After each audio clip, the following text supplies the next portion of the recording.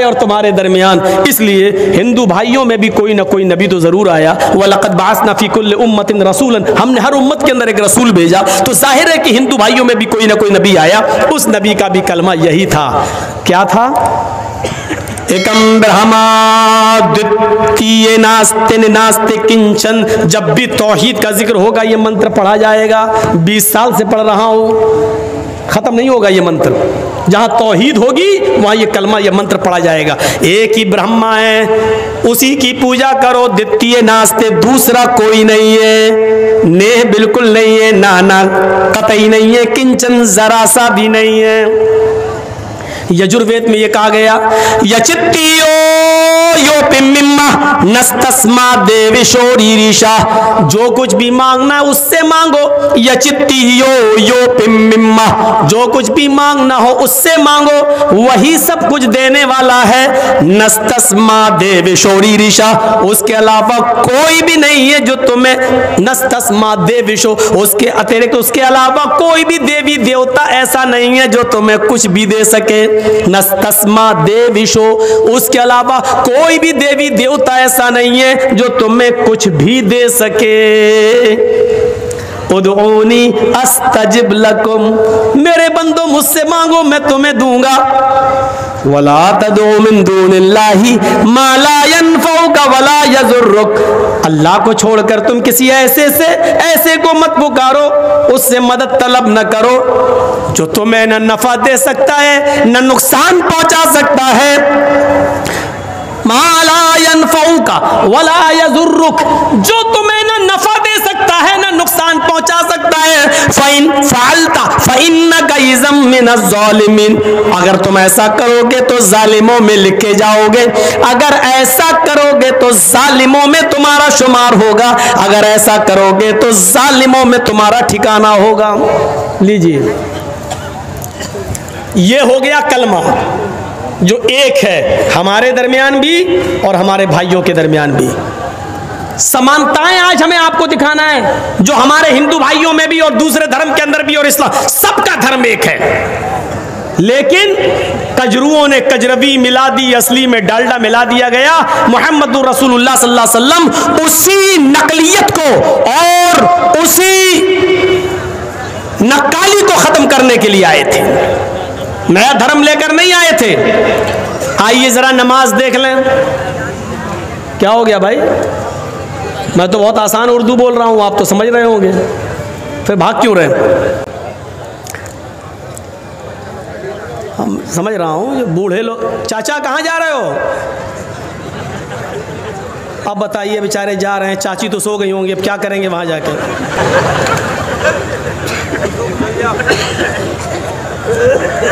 सुनिए सुनिए सुनिए, नमाज दूसरी चीज हमने कहा था। नमाज भी देखिए, दुनिया के हर मजहब के अंदर, जहां तक यहूदियों का सवाल है तो कुरान कहता है मूसा अलैहिस्सलातु वस्सलाम ने कहा था, अल्लाह रब्बुल आलमीन ने मूसा अलैहिस्सलाम को हुक्म दिया, ये कुरान में आज भी मौजूद है, फ़अबुदूनी व अक़िमिस सलात लिज़िक्री, आए मूसा तुम सिर्फ और सिर्फ मेरी इबादत करो। फ़अबुदूनी व अक़िमिस सलात लिज़िक्री, आए मूसा तुम मेरी इबादत करो और मेरी इबादत के लिए, मेरे ही जिक्र के लिए तुम नमाज कायम करो। यहूदियों के अंदर भी नमाज, और आज भी यहूदी पढ़ते हैं नमाज।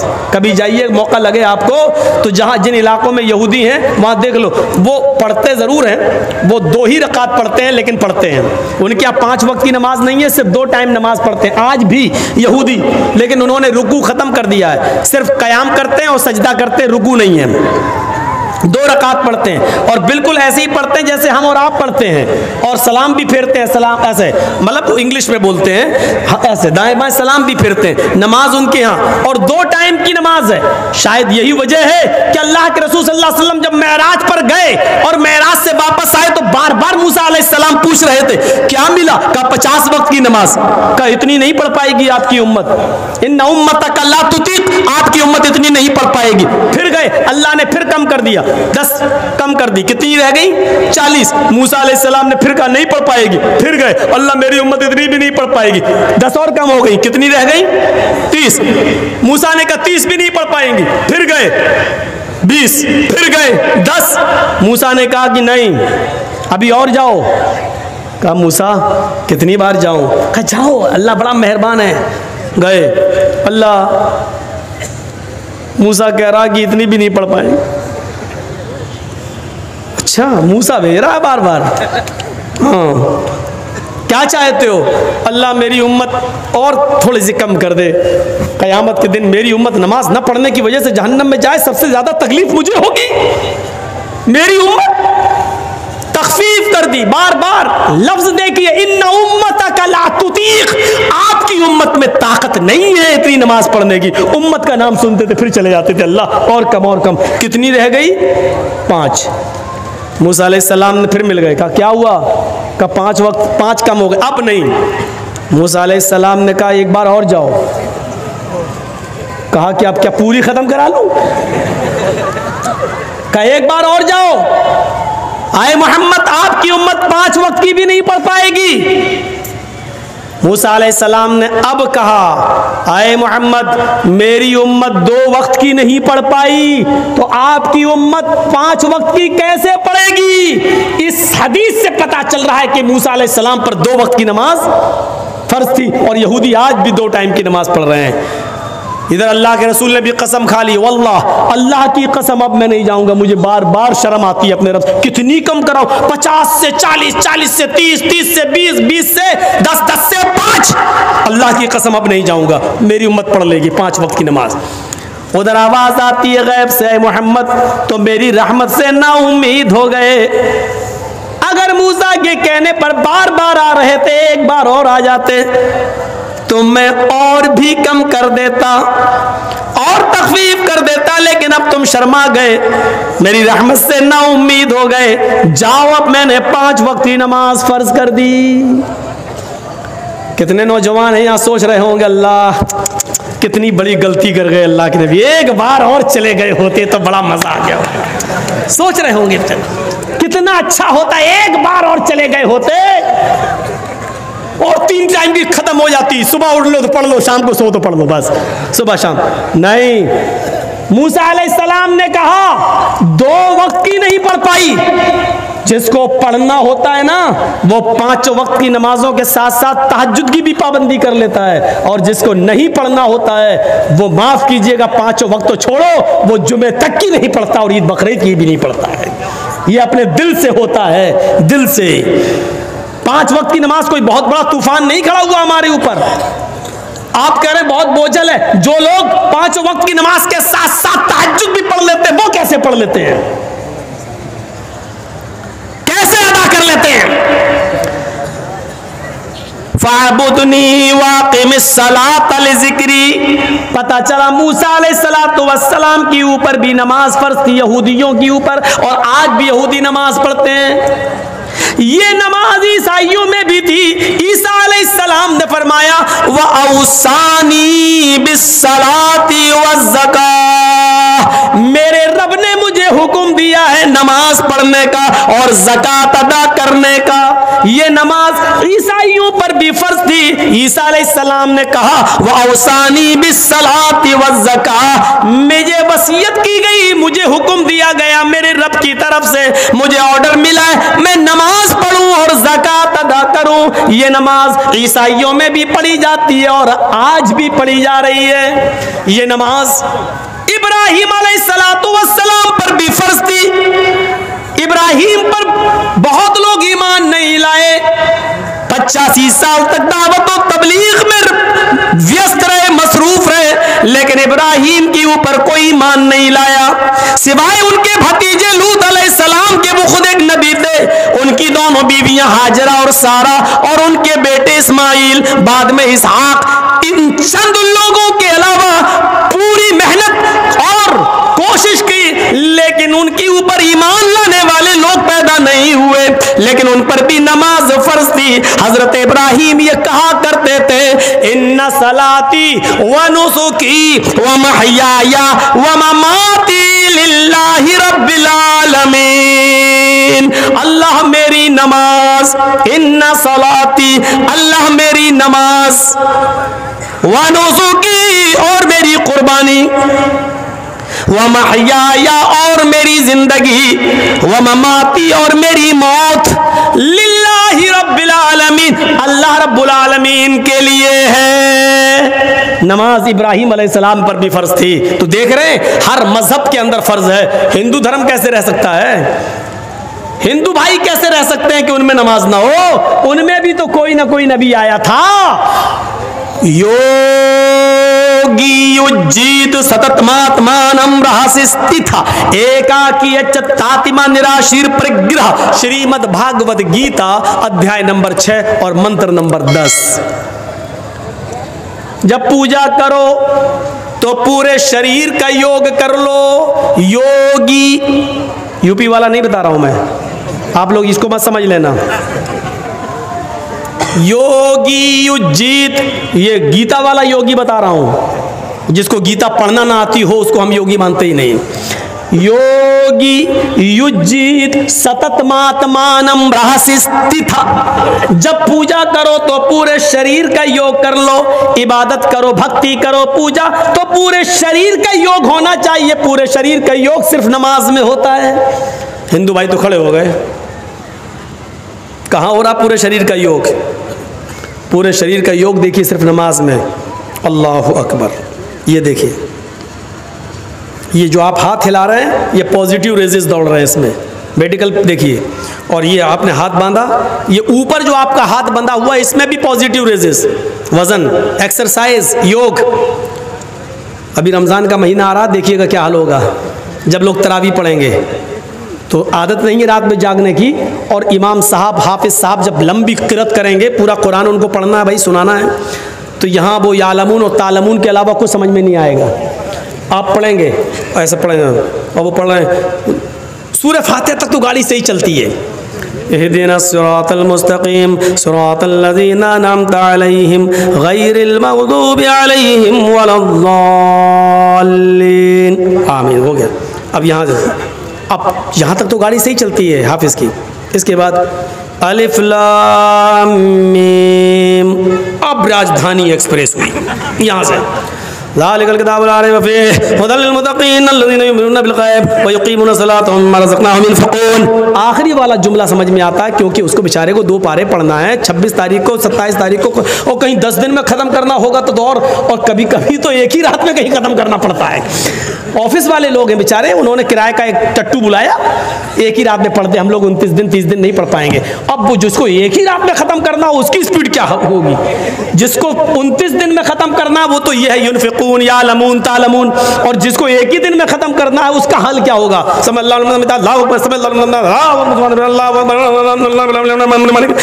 ये चल रही होती राजधानी एक्सप्रेस। और यहाँ पर कुछ लोग होंगे जो ऐसे नींद बांधे होंगे, अब सो रहे होंगे, फिर हाथ बांध लेंगे, क्योंकि यहाँ बोझ पड़ता है, एक्सरसाइज है ये हाथ की। बहुत से लोग यहाँ बांधेंगे वो हाथ गिर ही नहीं सकता। नोट कर लो, हाथ नहीं गिरेगा। अल्लाहु अकबर, अल्हम्दुलिल्लाह रब्बिल आलमीन। गर्दन झुकेगी उनकी, हाथ नहीं छूट सकता क्योंकि पॉजिटिव रेजिस नहीं हो। ये होगा, लेकिन हाथ नहीं छूटेगा। क्यों? क्योंकि यहाँ वजन नहीं, एक्सरसाइज नहीं है। हाथ हृदय नमः। हाय अर्जुन, जब ईश्वर की पूजा करने के लिए खड़े हो तो अपने दोनों हाथों को हृदय सीने पर रख लो। लगता है कृष्ण जी भी अहले हदीस थे, ऐसा महसूस हो रहा है। सीने पे रख लो। हिंदू भाई हमेशा याद रखिए, सीने ही पे हाथ रखते हैं कि नहीं रखते? पूजा करते तो ऐसे रखते हैं, हम लोग ऐसे रखते हैं, लेकिन रखेंगे सीने पर। क्यों? उनके धर्म में भी लिखा है हृदय, सीने पर, क्योंकि भक्ति पूजा दिल से होती है। कोई भी पूजा पेट से नहीं होती। अब पेट के लिए लोग करने लगे हैं वो अलग बात है। अब पेट के लिए करने लगे, पेट के लिए तो झाड़ फूक भी करने लगे। तंबाकू वाला पान खाया हुआ है, बोली साहब मेरे बेटे को बुखार आया तो दम कर दूँ,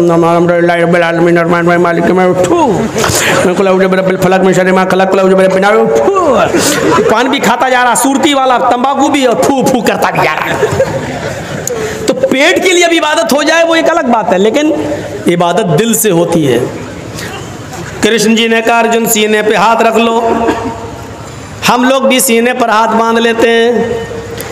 ओम भूर्भुवः स्वः, भूल चूक में हमसे जो गलती हो गई हो ईश्वर है भगवान हमको माफ कर देना, क्षमा कर देना, स्वाहा कर देना हमारे पाप को। हम लोग भी कहते हैं अल्हम्दुलिल्लाहि रब्बिल आलमीन, आय अल्लाह हम दिल से गवाही देते हैं कि सारी तारीफ तेरे ही लिए है।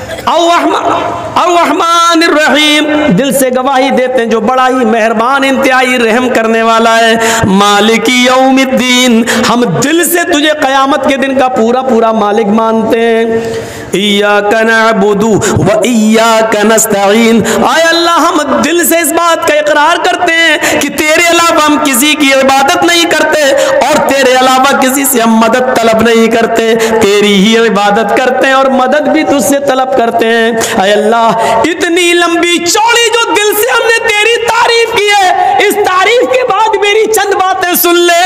इहदिना सिरातल मुस्तकीम, आय अल्लाह हम दिल से सिराते मुस्तकीम मांग रहे हैं। आय अल्लाह हमें 72 सड़कों पे चलने से बचा ले। आय अल्लाह हमें हनफी शाफी मालिकी हम्बली शिया सुन्नी होने से बचा ले। आय अल्लाह जो सीधा रास्ता हो तेरा, तेरे हबीब का, तेरा तेरे नबी का, आय अल्लाह मुझे उसी सिराते मुस्तकीम पर चलने की तौफीक अता फरमा। फिरके कितने हैं? 72। अल्लाह के नबी ने कहा मेरी उम्मत में 73 होंगे, बनी इसराइल में थे 72, मेरी उम्मत में कितने होंगे? 73। लेकिन इनमें बड़े बड़े फिरके जानते हो कौन से हैं? 4, हनफी, शाफई, मालिकी, हम्बली। और आप ताज्जुब करेंगे, इब्ने माजा की रिवायत पढ़िए, अल्लाह के रसूल ने ये तो कहा कि मेरी उम्मत में 72, बनी इसराइल में 72 थे, मेरी उम्मत में 73 होंगे, लेकिन जब आपने सहाबा को समझाया तो एक सीधी लाइन खींचकर सिर्फ 4 लकीरें खींची, 2 इधर और 2 इधर। बहुत बड़ा इशारा था ये नबी अकरम का। 2 इधर खींची और 2 इधर, और इन दोनों पे लिखा एक सीधी लाइन, ये हो गई सीधी, एक इधर एक इधर, एक इधर एक इधर, ऐसे। अब कैसे बताऊं मैं आपको, समझ गए ना? जैसे हवाई जहाज होता है, सीधा ये सीधी लाइन, 2 इधर 2 इधर। इन चारों लाइन पर अल्लाह के नबी ने क्या लिखा? हाजा सबीलुश शैतान, हाजा सबीलुश शैतान, हाजा सबीलुश शैतान, हाजा सबीलुश शैतान। और सीधी जो लाइन खींची उस पर लिखा हाजा सिरातुम मुस्तकीम, ये सीधा रास्ता है, ये मेरा और मेरे साहबा का रास्ता है। ये दाएं बाएं, ये 4 सड़कें जो हमने बनाई है, ये सब शैतानी रास्ते हैं।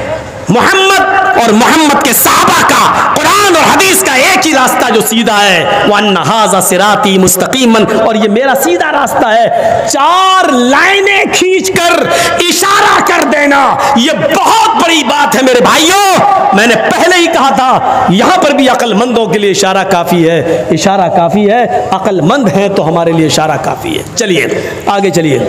योगी पूरे शरीर का योग हो। अब देखिए, अल्लाहु अकबर, रुकू में गए, रीढ़ की हड्डी, कमर बिल्कुल सीधी कर लो। आप करना पड़ेगी, हम तो करते ही नहीं हैं।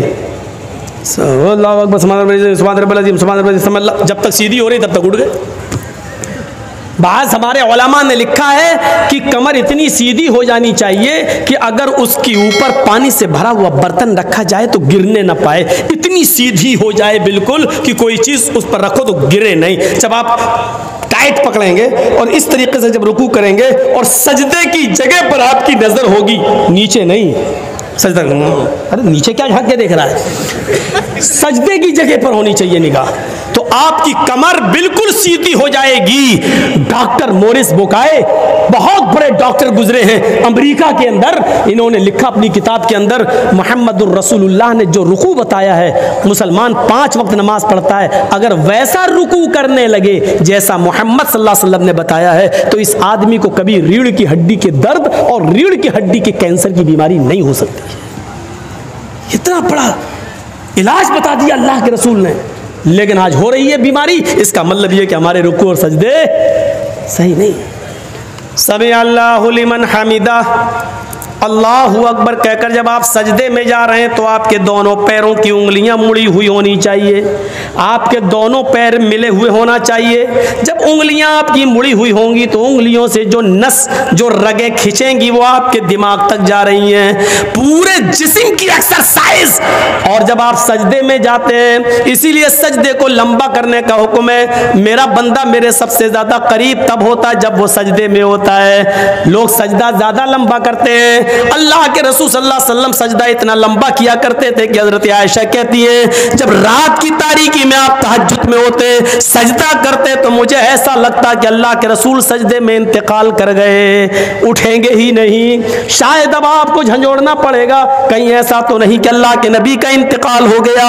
इतना लंबा सजदा। और जब आदमी सजदे में जाता तो डॉक्टर मोरिस बुकाए कहते हैं इंसान के जिस्म का पूरा खून उसकी रगों में, दिमाग की हर एक नस तक, हर एक रग तक पहुंच जाता है, जिससे उसको ब्रेन हेमरेज की बीमारी नहीं होती है और उसका दिमाग नॉर्मल रहता है, उसको ब्लड प्रेशर की बीमारी नहीं होती है, उसको टेंशन ज्यादा नहीं होते, इसलिए कि खून दिमाग में जितना पहुंचना चाहिए वो सजदे ही की हालत में पहुंचता है। मेरे भाइयों, ये नमाज पूरी एक मेडिकल साइंस से भरी हुई है।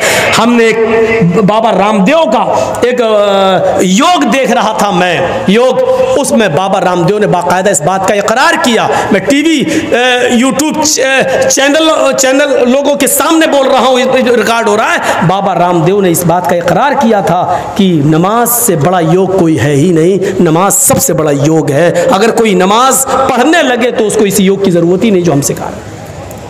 नमाज पूरा।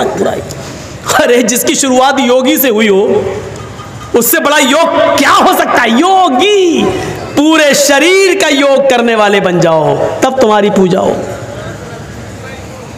यहां तो हाल क्या है, हमारे हिंदू भाई अब इतना भी नहीं कर रहे। वैसे तो हिंदू धर्म में हाथ भी जोड़ लिए जाते हैं, अब तो इतना भी नहीं करते हैं। अब तो नई नवेली बीवी बैठी हुई है मोटरसाइकिल पर, भिख मंगनी गाड़ी पे बैठे हुए हैं। लड़की के बाप ने इंटरनेशनल भिखारी समझ के दामाद को दे दी, ले जा, मेरी बेटी तो खुश रहेगी, तू भिखारी है तो क्या हुआ, चल, दे दी। अब वो बेचारा अपनी बीवी को बिठाल के चला रहा, सामने हनुमान जी की मूर्ति, नहीं उठेगा, उतरेगा नहीं गाड़ी से, क्यों? जल्दी में है, नई बीवी है। लेकिन भगवान नाराज ना हो जाएं इसलिए खोपड़ी तो हिला देगा। 10 किलो की खोपड़ी हिला दी, बढ़ गए आगे, हाथ जोड़ना नहीं, ये नहीं हो रहा।